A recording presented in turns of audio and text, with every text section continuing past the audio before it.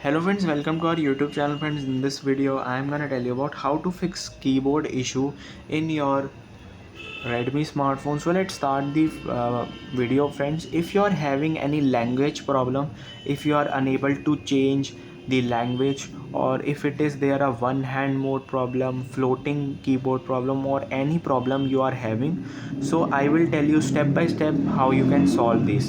So first friends, here it is the keyboard. As you can see, click on this button to open your settings. So here are all the settings. You can check it if there is any mistake over here. Secondly, you can just go to the settings and try to open this applications. Now click on manage apps, and then you have to click on search and write here Gboard.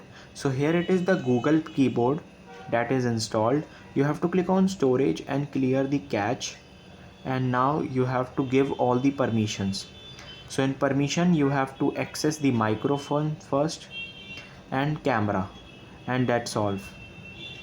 So it will fix your keyboard problem if you are having, or if it is not solving, just you have to do is uninstall the keyboard application and install same application again, or you can try another application also.